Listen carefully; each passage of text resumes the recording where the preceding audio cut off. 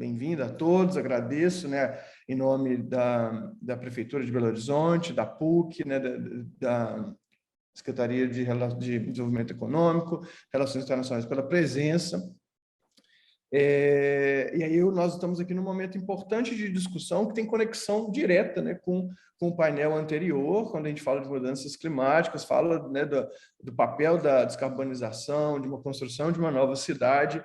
A biodiversidade tem um papel fundamental nesse aspecto, né, de construir uma nova cidade. E até lanço mão aqui, né, de começar minhas palavras fazendo referência à dissertação de mestrado do Julho de Marco, que é um arquiteto que trabalha na prefeitura, e recentemente fez uma dissertação ligada a esse tema, e o título da dissertação dele falava: A Gestão Ambiental em Belo Horizonte através da arborização urbana.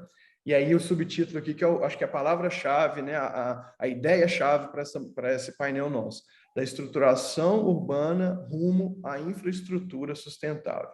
Então, é pensar nessa reconstrução da cidade, em que a estrutura verde, em que a biodiversidade ela vai trazer elementos dessa construção de uma cidade mais resiliente, de uma cidade mais adaptada, de uma cidade que vá promover a qualidade de vida, né? A promoção da saúde. Ontem mesmo a gente estava discutindo meio ambiente, saúde e segurança alimentar. Então, todos esses temas, e o tema de hoje aqui passa pela questão da biodiversidade e ecologização. E aí convido, né, para palestrar, nós vamos ter 2 palestrantes aqui na parte, né, nesse painel, para, nas suas considerações, o engenheiro agrônomo Marcelo Vicchiato, que é um colega aqui de prefeitura, é uma pessoa que eu aprendi muito com ele desde que eu entrei na prefeitura. Ele é um engenheiro agrônomo, doutor em fisiotecnia pela UFLA, trabalha há 17 anos na Prefeitura de Belo Horizonte, atuando aí como analista ambiental da Secretaria, em processos de licenciamento ambiental, arborização urbana, recuperação de áreas degradadas dentro aí do programa Montes Verdes, né, um programa que trata aí da revegetação de áreas verdes no município. E atualmente assumiu, né, a gerência de produção de mudas da Fundação Municipal de Parques e Zoobotânica. Marcelo, fica à vontade, a palavra é sua. Bom dia a todos, né? Agradeço o convite, é uma satisfação participar de um painel desse nível, né? Vou tentar corresponder às expectativas. Eu não tenho muito costume, agora é só compartilhar minha tela, não é isso? Sim, Marcelo.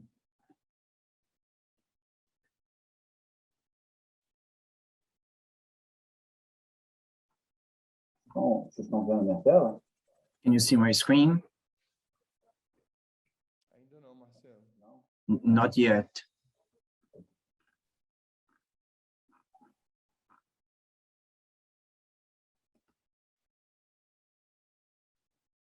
Agora sim. Sim, sim. Acho que agora é só você colocar no modo apresentação, vai dar... Aí, beleza.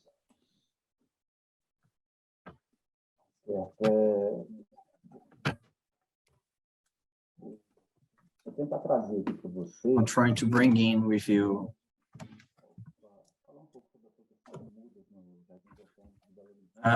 This is I'm going to bring the role in Zoobotanical Garden of Belo Horizonte. O Jardim Botânico, ele se encontra na região oeste de Belo Horizonte, dentro de uma área maior que comporta também o zoológico de Belo Horizonte, uma área de 125 hectares, e ele está localizado aqui na região norte, no setor norte dessa área. Marcelo, deixa eu te interromper um pouco, acho que não está aparecendo, pelo menos para mim não sei se para outras pessoas. Está aparecendo só a primeira apresentação. Só a primeira? É.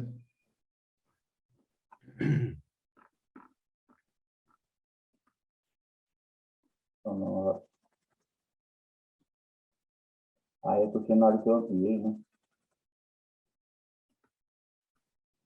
E agora?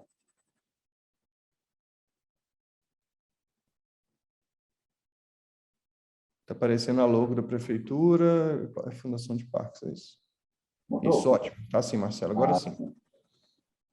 Bom, como como eu falava, né, vou tentar trazer para vocês o papel do jardim botânico nos processos de biodiversidade e ecologização no município. O Jardim Botânico ele se encontra na região oeste de Belo Horizonte, no bairro da Pampulha, na região da Pampulha. E, especificamente, o Jardim Botânico ele se encontra no setor norte dessa área maior, de 125 hectares, que abriga também o zoológico do município. O setor de produção de mudas nosso ele tem 5,3 hectares e ele é composto das seguintes estruturas. Nós temos aqui uma área de produção de substrato, né, manipulação dos insumos para a produção desse substrato que é utilizado na produção de mudas. Ele se encontra mais ou menos nessa posição. Aqui nós temos outras estruturas, como as estufas, né, a área de sombrios, né, casa de aclimatação, e rampas de armazenamento de mudas a pleno sol. Temos também uma área de compostagem, que recebe resíduos da limpeza dos recintos de animais, de grande porte do zoológico, principalmente dos elefantes, que geram uma grande massa de matéria orgânica. E todo esse produto é reciclado e compostado, né, juntamente com o minhocário, que nós temos lá também, um pequeno minhocário, que produz os insumos que vão compor o substrato da produção de mudas do Jardim Botânico. Temos também um banco de sementes, composto por um laboratório de análise de tanto beneficiamento como análise física e fisiológica de sementes, que faz testes de germinação, qualidade fisiológica, armazenamento a longo prazo, numa câmara fria. Faz também pesquisa com sementes de espécies nativas, principalmente de campos rupestres, campos de altitude, cerrado, principalmente, que são os biomas, e também bioma Mata Atlântica, né, que são os biomas que compõem a região de Belo Horizonte e de Minas Gerais.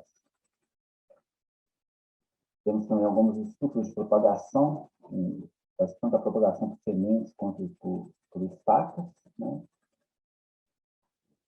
A área de aclimatação, como a gente já falado, então, toda a produção tanto de ornamentais como palmeiras e espécies florestais, essas espécies são armazenadas aqui para aclimatação e posteriormente já são levadas a campo para rustificação e compõem também um viveiro de espera até essas mudas serem levadas ao campo.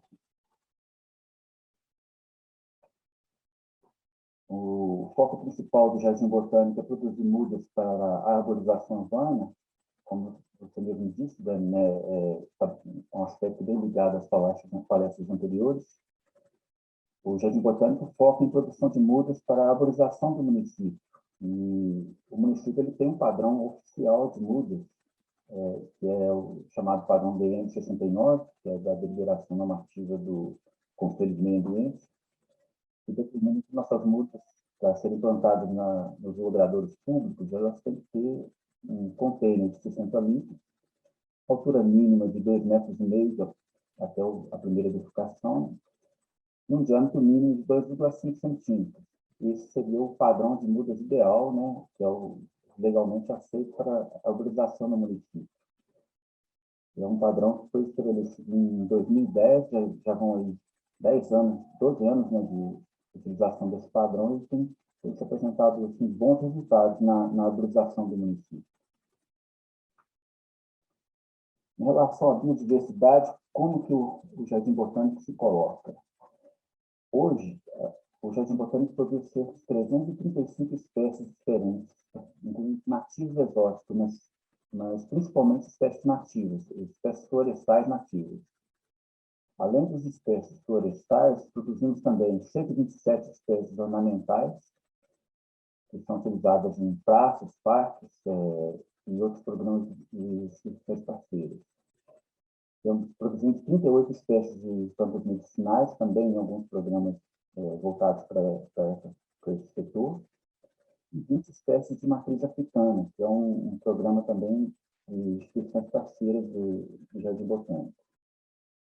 Atualmente, hoje nós estamos produzindo cerca de 100 mil mudas anualmente, mas temos um potencial para a produção de até 250 mil mudas por ano.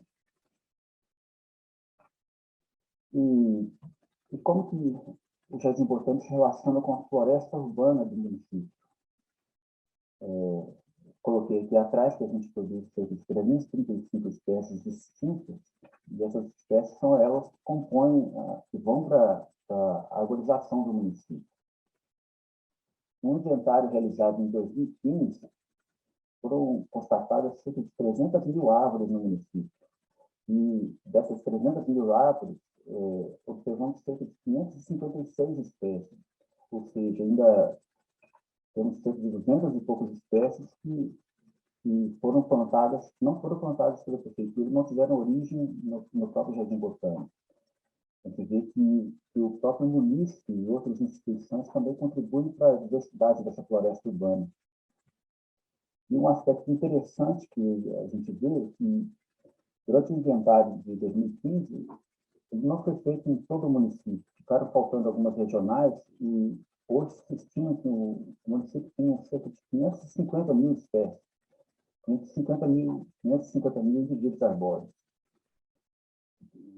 Cerca de 556 espécies até o momento. Esses são dados do nosso colega, Julho, que fez um trabalho de dissertação de mestrado dele.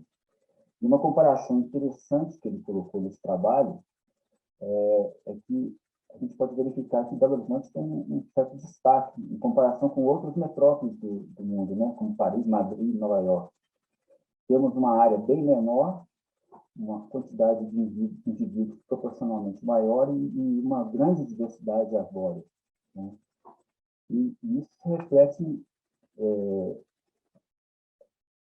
nesse inventário também foi observado que, apesar dessa grande diversidade de árvores, de espécies, 35% das espécies plantadas pertencem a somente 10 espécies, principalmente espécies nativas, mas também algumas espécies exóticas, palmeiras.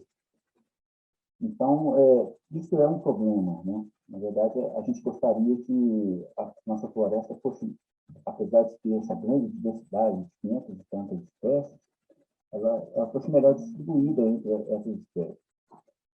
E, nesse aspecto, o Jardim Botânico está em parceria com a Universidade Federal de São João del Rei, no campus de Sete Lagoas. Nós estamos iniciando uma pesquisa para promover a diversificação genética dessa matriz dessa floresta urbana, procurando, por exemplo, espécies que sejam mais adequadas a serem plantadas sob a fiação elétrica, né, do sistema de iluminação pública e distribuição de energia, espécies mais resilientes às mudanças climáticas, principalmente, né, porque nós estamos vendo que as alterações climáticas estão aí e vieram para ficar, né? Então nós temos que renovar essa floresta urbana com espécies diferentes, né?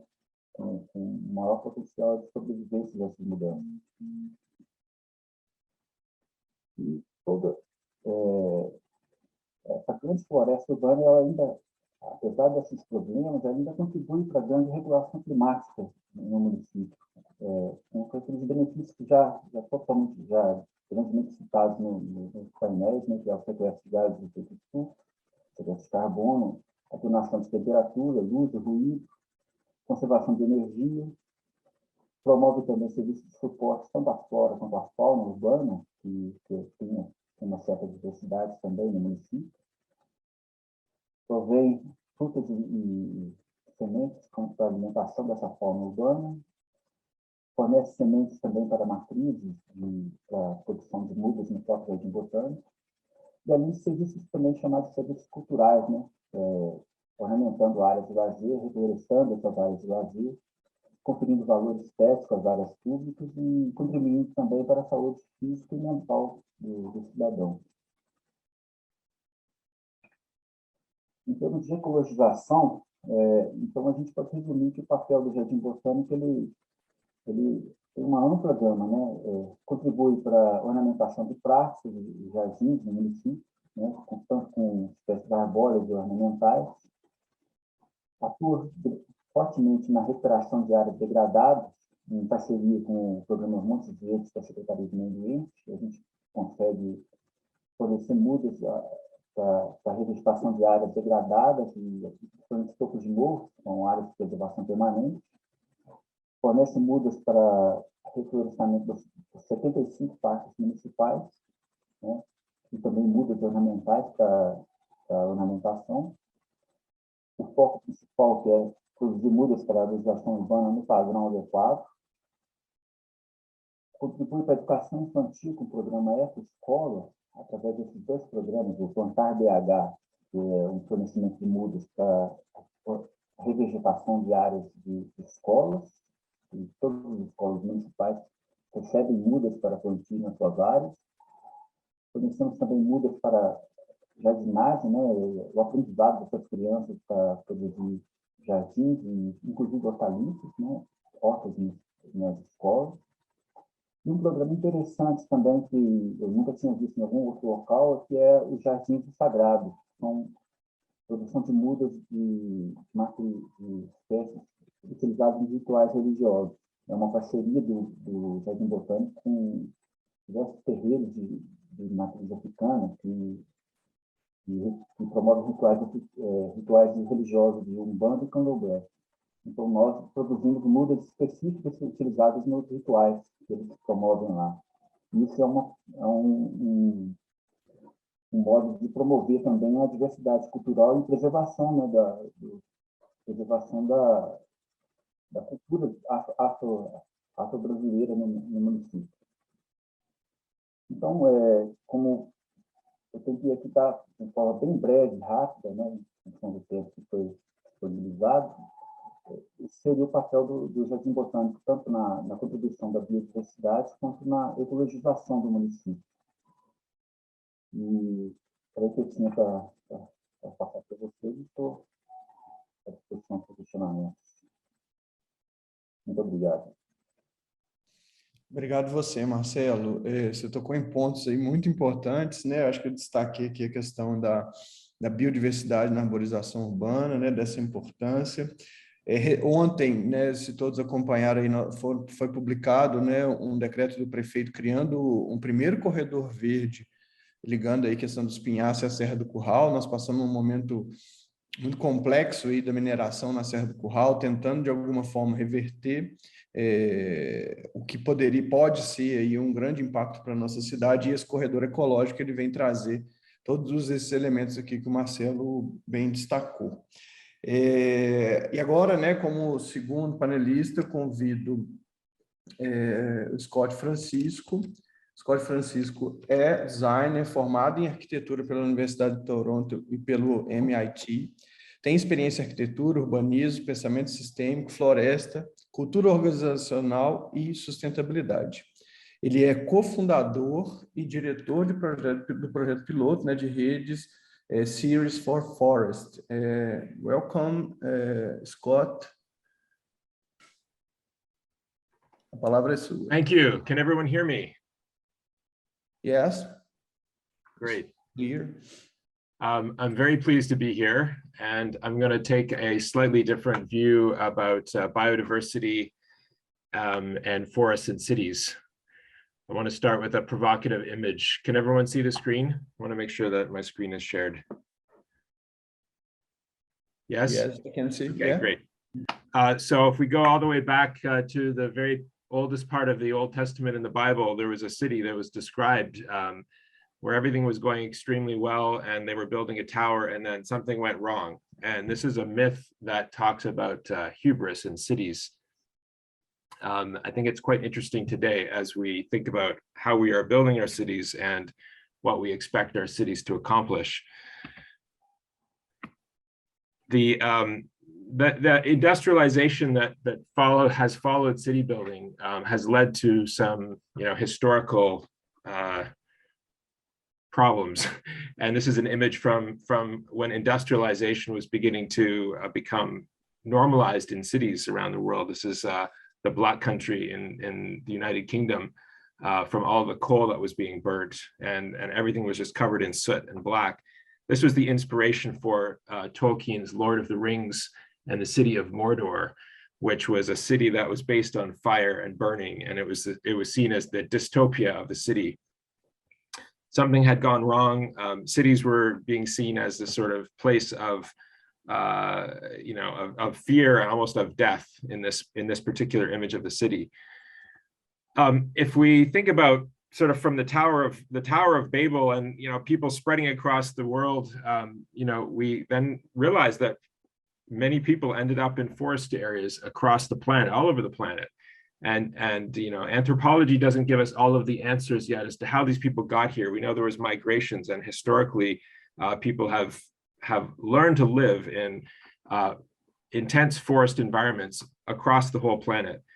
And I want to suggest that this is not an accident, that people have sought out these environments, natural environments, at great sort of expense and risk to themselves, that has required them to create very sophisticated cultures of integration with these natural environments, learning how to understand these environments in very, very sophisticated ways in order to survive in them. What have people been looking for in these environments, and how does this human sort of urge differ from the urge to build cities? These are both human urges that we have, and I think seeking nature and seeking cities is as important today in our understanding of our issues in the world, than more so perhaps than ever before.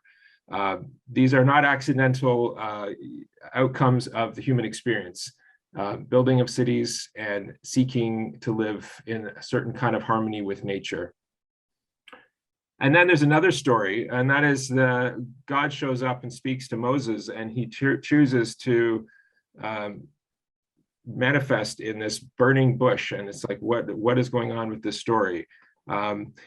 I think it's actually quite interesting that this bush, if you look at the iconography, has two colors. There's a color green and the color red, and these colors represent two vital forces for life. Green for photosynthesis and red for burning. These two things happening in a kind of balance in this moment.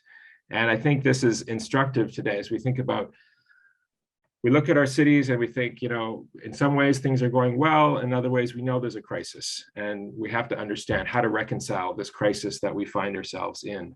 We're living in this moment of truth in history today where the survival of cities is dependent on us getting it right and addressing climate change, addressing the consumption that cities still depend on that is affecting the whole planet. Can we address these in our cities? We know that cities have an enormous role to play. So I'm going to talk about Cities for Forests. That was a bit of introduction. Cities for Forests is an organization, now a network of 85 cities. And you can see that Belo Horizonte is one of our cities very proudly. We have quite a few Brazilian cities in our network. They're geographically distributed around the world. We work at three scales with our cities: the inner forests, the nearby forests, and the faraway forests. And all three are very important. And even though I know today's conversation is more focused on the inner forest, I'm going to take us to the faraway forest. And I want to talk about how biodiversity, climate, and all the other benefits of faraway forests become very real to cities and their survival and the well-being of people in those cities. We have a number of tools that our network has developed to share with our cities. I won't go through all of them here. These ones are focused on cities' relationship to the faraway forest. For us, the faraway forest means mostly tropical forests, because we know that that's where so much of the biodiversity of the planet resides, and also so much of the climate impact is based. So I'm going to talk about three of our programs: the Forest Footprint, the Partner Forest Program, and Sustainable Wood for Cities, as ways that cities can engage in increasing our beneficial impact on biodiversity and climate. We are locked in a relationship which is vital to our survival. Cities are responsible for about 80% of all global climate emissions, and that number is increasing because the urban population of the planet is increasing, as it's been said before. I think we're currently at about 55%, but that's projected to go up to about 70% by 2050. Maybe it's even beyond that. Also, deforestation of tropical forests is an absolutely urgent concern for our survival. And just for climate alone, let alone the biodiversity, direct emissions from tropical deforestation is about 10% of all the global emissions. That number goes to 30% if you include the opportunity cost of deforestation. So these numbers are huge, and you can see that cities and forests must find a way to reconcile each other and live in balance with each other if we're going to survive. So how can cities help support and conserve faraway forests? Again, we know that the consumption from cities is driving deforestation, which is impacting the biodiversity of the planet and our climate. It's also impacting our own well-being in cities and of course, the people that live in forests. So these things must be brought together, and we believe that cities can help reverse this. Just to put a few numbers to that, the climate impact of deforestation of tropical forests alone is basically the third largest or fourth or third largest emitter if you thought of tropical forests as a country. So you can see in this graph here that tropical deforestation is equal or greater than the European Union's emissions for deforestation of the tropics. When we looked at that number relative to a study done by Medellin in Colombia, they were looking at carbon reduction solutions for their city, and they looked at urban trees as a solution. You can see down here at the graph, maximizing the urban trees, introducing cable cars to reduce emissions from fossil fuel transportation. That's the yellow bar here. They looked at capturing the methane from their landfill, from their waste. That's a much bigger number. We looked at what if they were able to reduce their tropical deforestation impact by 5%. That's 5% only. And that was greater than the emissions from all of the landfill and methane. So these numbers are big and they're very, very serious. So when we look at the carbon accounting from cities, and many cities are becoming quite deeply invested in reaching net zero, which is very important. Much of that does not consider scope 3 emissions currently, which is where the deforestation, the imported or embodied deforestation would come in. And so we've added it to this C40 graph to sort of say, look, we have to look at the footprint that cities are having on these forests that are either hundreds or even thousands of kilometers away from them. So we developed this tool for cities, and we invite Belo Horizonte to participate in the forest footprint tool. It looks at the consumption of the city, the impact that consumption is having, and then creates a footprint. And this is a sort of a dashboard that is provided for the city that they can see at any time what the footprint on tropical forests is for that city. And it allows people to, it allows city leaders to play around with the different areas of consumption. You can see on the left-hand side, different categories of consumption: soy, palm oil, beef, wood fiber, etc. And there's a biodiversity index that we're working on currently, and we'd love to participate with any cities who are developing a biodiversity index that we can actually add into this tool, because that's increasingly an important part of how cities see their global footprint is through biodiversity. So this will help cities to visualize their impact on tropical forests and help suggest a means of mitigation. So we really think that's important, that this can actually direct policy change for cities. Some of those, for example, could be communication programs in the city, connections to partner forests, and that could include connecting city parks to faraway forests, educational programs, reducing waste, regulation of forest risk products, and other policies that can help guide procurement from cities to be the most beneficial and the least destructive on these valuable tropical forests.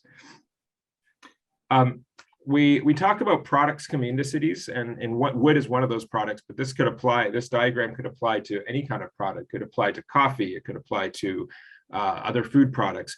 We often don't understand where our products are coming from in the city. We have a very complex supply chain.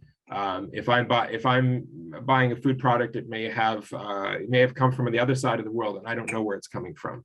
And we believe that we need to understand more clearly where our products are coming from. Wood as one of those products, but again, it could be any other product, and understand what is that supply chain relationship, and develop a simple and transparent relationship to the product so that we understand its impacts. But even more so, we want to develop partnerships and relationships with sourcing landscapes where we understand what the impacts and the benefits are, and we can have a mutual interest between forest areas and cities.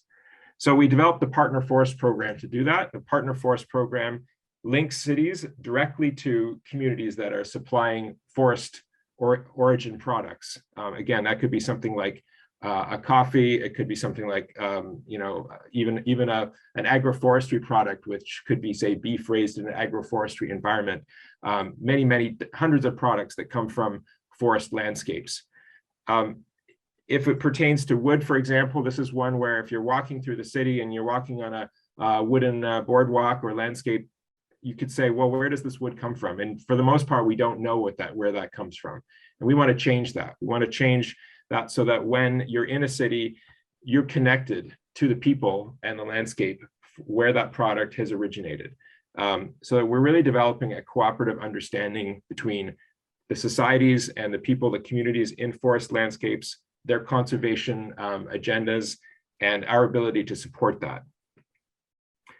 These forest communities today have an incredibly diverse face.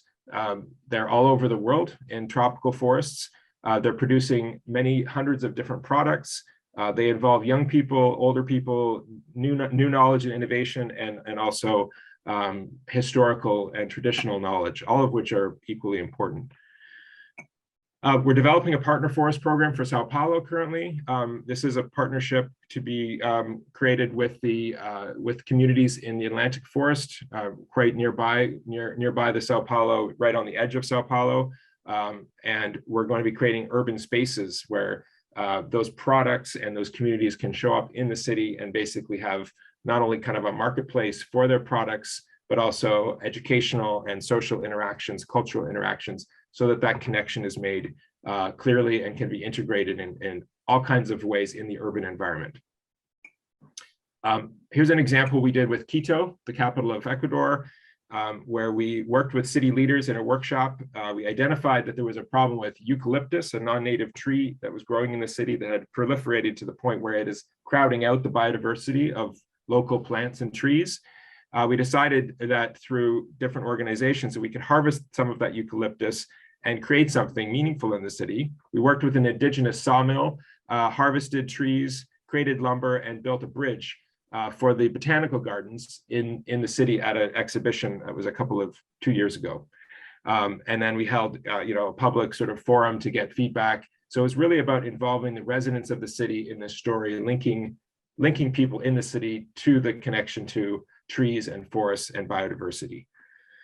In New York City, we've been working on a project called the Brooklyn Bridge Forest, New York City's most famous bridge, and partnering with a tropical forest to supply the wood for the new boardwalk. So the boardwalk will be replaced, the wood will be renewed on the famous promenade, and we want to connect that to a forest community. In this case, we're working with the community in Guatemala called Huachactun, and they have an FSC certified community forest that produces timber and that can be used in the Brooklyn Bridge.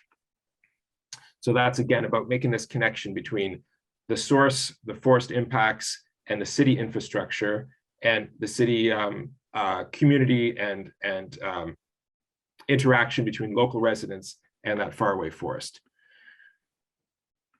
Just go quickly here. We were at COP26 in Glasgow last year, and there we had a coffee truck that supplied forest positive coffee from 3 different community suppliers, one in Peru, one in Honduras, and one in Ecuador, in the Integ Valley in Ecuador. We brought people together to talk about their relationship to forests and how, again, consumption could be a positive thing, a beneficial thing for forest biodiversity and all the other benefits that forests provide.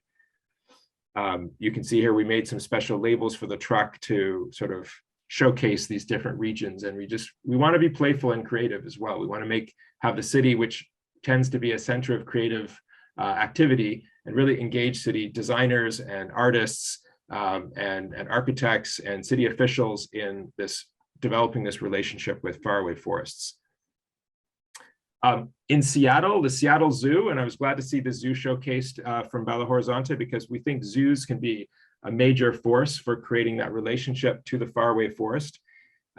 Seattle Zoo has a conservation program with tree kangaroos in Papua New Guinea, so very far away from Seattle, but they're bringing that story into the city of Seattle, and they're also working with local residents to produce coffee there in the conservation region that can be exported and brought into Seattle and other cities to help build the relationship and support the local economy, because we all know that if there isn't financial support, it's going to be very difficult for communities to participate in this conservation.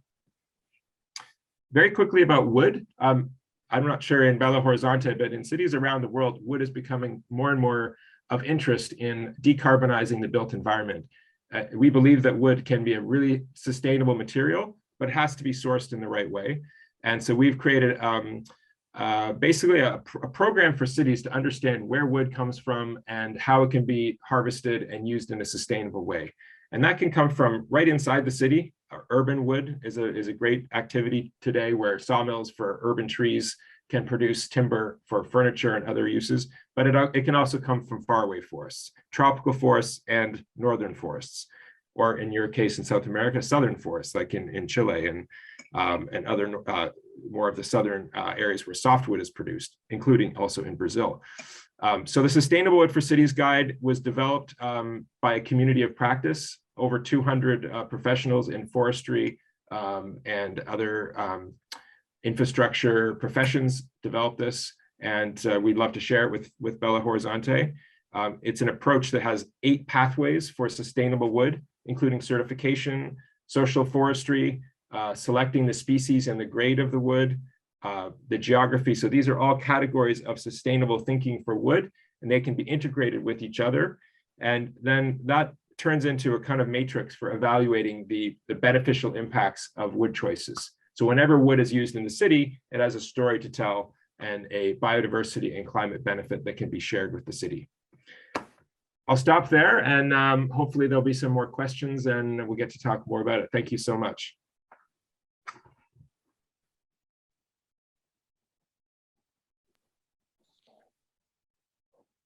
I hope everyone is able to hear me.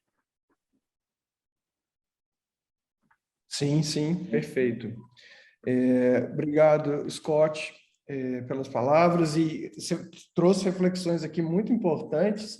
Faço correlação com uma interessante, essa sintonia, né, de algumas ações. Essa semana eu tive uma reunião com o Benki Achaninka, que é um líder indígena do Acre, da região amazônica, e ele trouxe, né, que das primeiras visitas, quando ele fez a sociedade, ele trouxe da preocupação de ver, né, uma cidade toda destruída, poluída, os rios poluídos, que ele não queria aquilo para o povo dele, por isso ele lutou e luta muito para a preservação lá, mas ao mesmo tempo também, hoje em dia, ele tenta fazer conexões com as cidades, tentando transformar as cidades em locais mais sustentáveis, né, que tragam mais vida. E aí um link que a gente está tentando fazer com eles, e acho que vai muito em sintonia com o trabalho que vocês têm desenvolvido, o Cities for Forests, que é essa sintonia também com florestas que estão longe, né, que de alguma forma a gente tem que ter essa conexão dentro da cidade também. E outra questão interessante que você traz, que no próximo ano nós vamos pensar em Belo Horizonte fazer um plano de arborização urbana, um plano de diversidade e de arborização, e é interessante essa conexão com o trabalho de vocês. Depois nós vamos tentar buscar mais a parcerias do Cities for Forests para nos apoiar e nos orientar também no melhor caminho na construção desse plano. Não sei se tem alguma pergunta da plateia, né, do público que está, mas eu já vou levantando aqui algumas questões e começo com o Marcelo. Marcelo, parabéns, né, pela sua apresentação novamente. E aí você tocou num ponto muito interessante. Nós temos uma grande biodiversidade da vegetação nossa, só que mesmo assim nós temos gargalos, nós temos algumas espécies de aves que são muito abundantes e seria interessante a gente pensar em como diversificar. Então, é a pergunta que eu trago para você: como a gente aumenta a biodiversidade na arborização urbana, nas árvores que estão aí nas ruas, e mesmo sabendo que elas já estão lá, estão estabelecidas, como é que a gente promove essa biodiversidade, essa melhoria, esse aumento da biodiversidade dentro do ambiente urbano?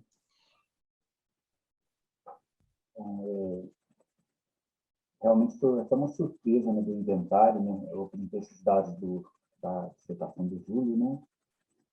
Esse quantitativo de espécies distintas que eles têm no município, mas ainda temos preponderância de algumas espécies, né? E, recentemente, a gente, em parceria com a Universidade Federal de São João del Rei, lá no campus de Sete Lagoas, a gente teve até a visita de uma pesquisadora de lá. A gente já está elaborando as diretrizes para um plano de diversificação da arborização. porque apesar da cidade ser amplamente arborizada, a gente sabe, né, você também já trabalhou, né, como arborista na cidade, você sabe que ainda tem muito por fazer na cidade, né, muito por arborizar. E essa nova arborização que a gente pretende implantar na cidade, ela tem que ser diversa, né, ela tem que ter novas espécies.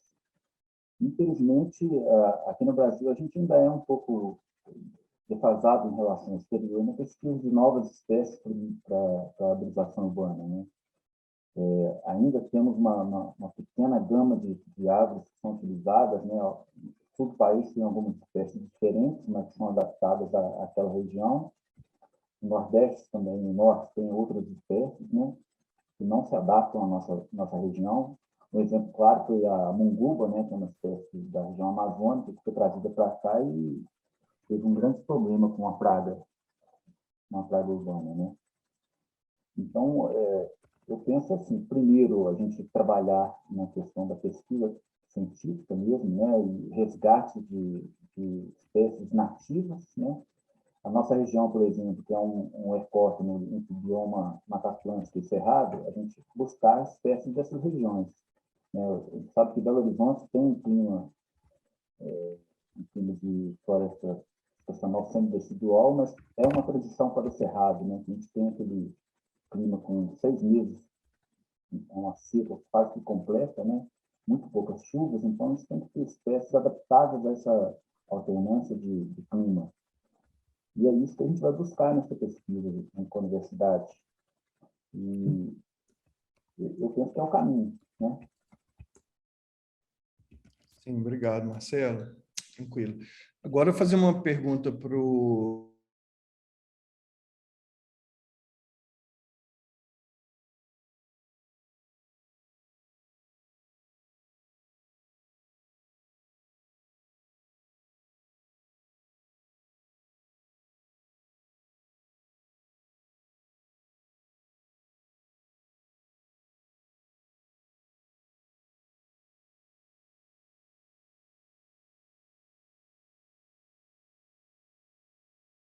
As an area that can be restored. I mean, it's often degraded for all the reasons that we know, but forests can be restored to slow the water down. If the water is, we have flooding problems that often comes from erosion. It comes from faster movement of the water because the forest has been removed. So there's great examples of an economic model where the value of restoration can be compared to the value of what we call gray or hard infrastructure. And you can have an economic benefit in many cases, less expensive to restore the forest than it is to deal with other mitigation efforts. So this is a big topic, and we have people in our team that are specialists in just this topic. I'd be happy to connect you. And I know that Belo Horizonte is a member of our network, and I think there's already some relationships there, but it's a very, very important topic. And it goes right from the city streets, the water coming off the streets, and it also goes all the way up into the farthest reaches of the watershed. So everything from the tree right outside your door to the tree that might be 1,000 kilometers away in the forest, that all affects the watershed and the water flow.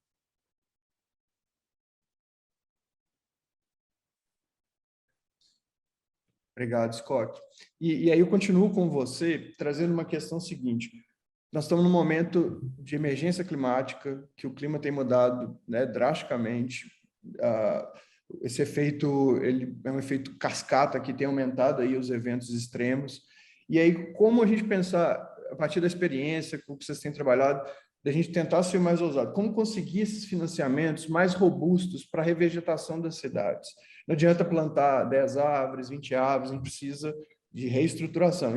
E às vezes, os países tropicais, né, a gente tem, às vezes, muita limitação de orçamento, de recursos para fazer essa transformação. E aí, como é que você tem visto, né, a partir da sua experiência também, como a gente captar mais recursos para esses financiamentos verdes das cidades? Well, one point that I want to make is when it comes to climate change, the impact of trees and forests inside of cities is very, very small compared to the impact of the forest outside of the city. New York City planted 1 million trees a few years ago. It was expensive, and it took 6 years to plant 1 million trees in New York City. And we calculated that in the same time period, the consumption of New York was responsible for over 500 million trees being cut down in tropical forests, mature trees. So it can be a little dangerous on climate to think that planting trees in the city is going to fix this problem. It's not going to fix the problem. Climate is a huge problem that the consumption of cities outside of their borders is the main cause of climate change. So the trees and forests inside of cities have fantastic benefits for the people living in the cities and for the local biodiversity, for local water issues. There's many, many benefits to urban trees, but climate is a very, very small benefit. And we have to look at Belo Horizonte, I think, has about 2 to 3 million people living in the city. Every time that someone buys something, the impact is going out, and it's creating deforestation and other climate issues outside of the city. So we have to think about cities as centers of influence on the whole world, influence on forests far away. This is where the climate benefit is going to happen.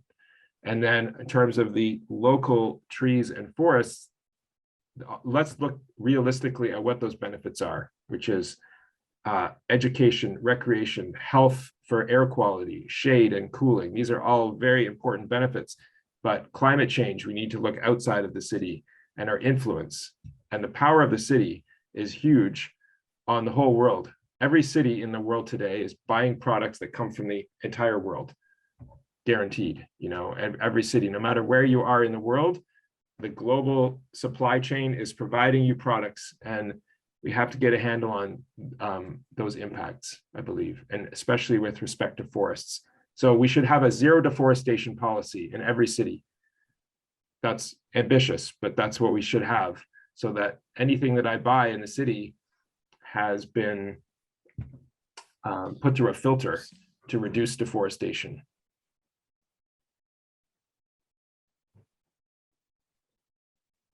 Obrigado, Scott. E esse ponto que você traz da cidade como uma referência né, de consumo, que o que ela fizer, ela vai refletir, né, na preservação, acho que é um ponto importante que a gente tem que destacar. Nós já passamos um pouco do tempo, e aí eu ia pedir a cada um de vocês, né, a começar pelo Marcelo, para fazer as considerações finais, né, para a gente, infelizmente, aqui o tempo, nós já estouramos um pouco, e aí peço, Marcelo, para você fazer as considerações depois do Scott. Obrigado. Vai lá, Marcelo.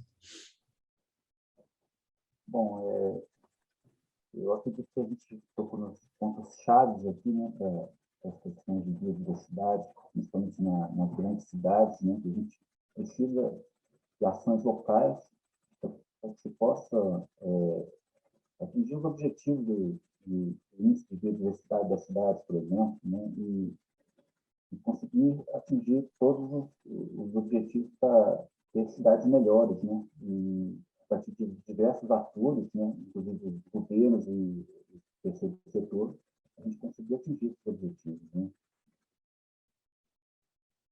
Obrigado, Marcelo. E parabéns aí por todo o trabalho na fundação. Valeu. Scott.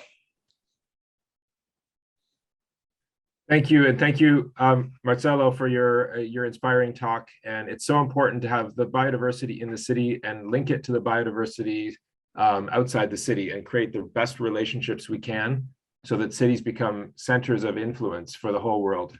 So cities can protect forests. They need to start locally, but also must think globally. So let's see how Belo Horizonte can become a leader in the protection of the forests of the whole world, especially in Brazil. Some of the most valuable forests in the world are in your country. And every city in Brazil can be a leader in helping to preserve those forests, preserve the biodiversity that is the legacy of the whole planet and all the people on the planet. Thank you.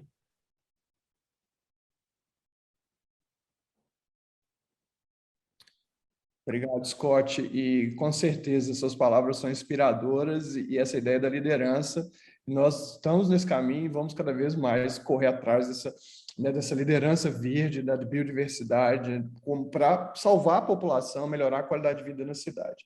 Agradeço a participação de todas e todos nesse painel. Convido, a todos para participar do painel de encerramento na parte da tarde, às 14 horas.